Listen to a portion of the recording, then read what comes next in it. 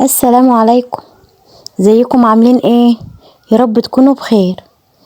النهارده ان شاء الله هعمل معاكم وصفة مميزة جدا محدش بيختلف عليها.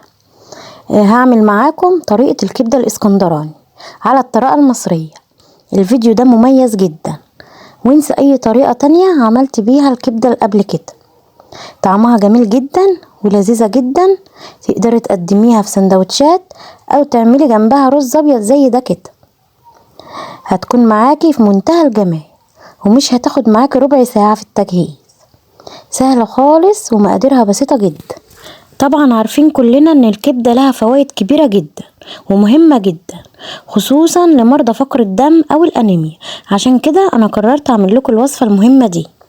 يلا بينا من غير كلام كتير نبدأ في الطريقة ونشوف المقادير. بس قبل ما نبدأ كده، من فضلكم لو اول مرة تشوفوني اعملوا لي اشتراك في القناة وفعلوا زر الجرس على الكل عشان يوصل لكم اشعارات بكل فيديو جديد بنزله. يلا بينا نشوف المقادير ونقول بسم الله. معانا هنا كيلو الا ربع كبدة، ومعانا عدد ليمونة كبيرة، وتوم حسب الرغبة. التوم حسب الرغبة ممكن تزودي الكمية عادي جدا، وفلفل عدد 3 فلفل اخضر والوان، ممكن اخضر بس عادي، وفلفل حامي وده اختياري. بس سواء بتحبها بارد او حامي، لازم تزودي فلفل حامي عشان تدينا طعم حلو وتكون سبايسي ولذيذة. مش حابة بلاش. دلوقتي هنبدأ في تقطيعها. لو عايزين تتقطع معاكم بكل سهولة جمدوها في الفريزر وتقطعوها وهي مجمدة، هتتقطع شرايح او قطع معاكم بكل سهولة. والسكينة كمان لازم تكون حادة عشان تتقطع برضو معاكم بكل سهولة. لما بتجمدوها كده بتكون ماسكة نفسها وبتتقطع بسهولة جدا. تقطعيها شرايح. الشرايح دي لا تكون رقيقة قوي ولا سميكة قوي. انا هنا قطعتها شرايح طويلة كده، وبعدها قطعتها قطع بالحجم ده. هنقطع بقى الكمية كلها بالشكل اللي انتوا شايفينه ده. عايزة تسيبيها حجمها كبير عادي مفيش مشكلة. كان في بقى حتة كلاوي قطعتها برضو بالشكل ده. بالنسبة بقى لغسيل الكبدة اللي الناس كلها بتختلف عليها، الكبدة طبعا يا جماعة مش بتتغسل، مش بنغسلها خالص. لما بنقطعها بنعصر عليها ليمون بالشكل اللي انتوا شايفينه ده، ومعلقتين كبار من الخل.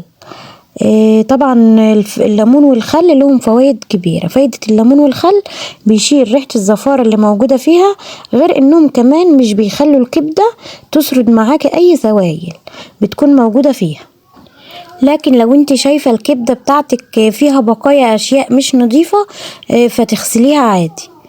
لكن الافضل ان انت ما تغسلهاش، لانها لما بتتغسل بتغير طعمها ومش بتكون بالطعم اللي احنا عايزينه. خلصنا كده تقطيع الكبدة وسيبناها مع الخل والليمون شوية، وبعدين هنقطع دلوقتي الفلفل الالوان والفلفل الحار، هنقطعهم بالتقطيع اللي انتوا شايفينه ده. خلصنا بقى كده تقطيع الفلفل، هنركنه على جنب وهقولك هنضيفه امتى. الكبدة طبعا جبت مصفى بقى كده صغيرة، بعد ما سبتها في الخل والليمون شوية، وبعدين سبتها فيها شوية عشان لو في اي سوائل او دم في الكبدة بتنزل من المصفى دي. في طاسة بقى على النار كده، جبنا كام حتة ليا، والخطوة دي اختياري.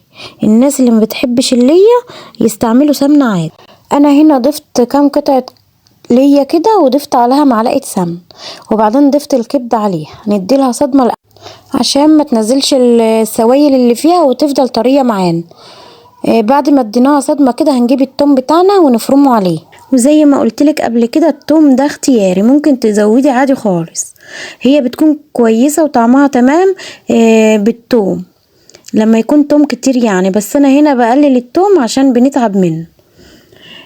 دلوقتي خلاص ضفت التوم عليها كده. نبدأ بقى نضيف التوابل بتاعتنا. جبنا هنا نص معلقة فلفل اسمر، معلقة صغيرة كزبرة ناشفة، معلقة صغيرة كمون، معلقة صغيرة بابريكا، معلقة ده اختياري برضو، نص معلقة صغيرة شطة حمراء اللي هي مطحونة. ونقلب الكل مع بعضه كده.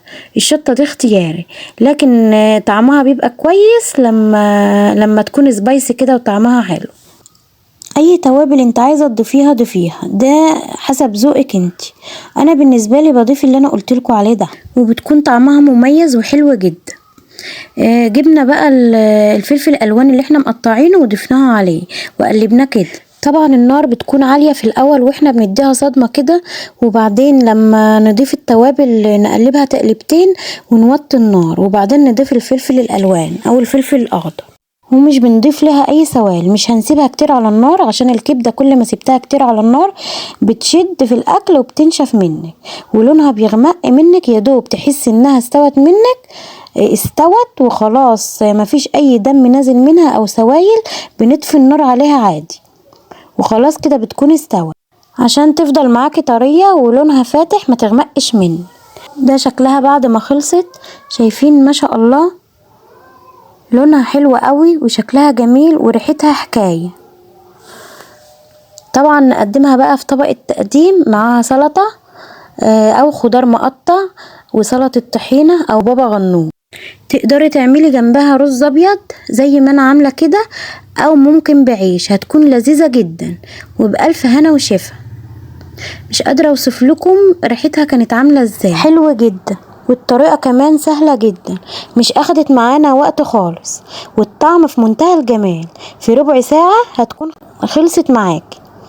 الطريقة في منتهى السهولة والبساطة، والطعم طبعا مميز جدا ومختلف عن اي طريقة تانية. بتمنى من قلبي ان يكون الفيديو بتاع النهاردة عجبكم، وبتمنى كمان انكم تدعموني وتشجعوني بالاشتراك في القناة وتفعلوا الجرس على الكل عشان يوصل لكم اشعارات بكل فيديو جديد بنزله.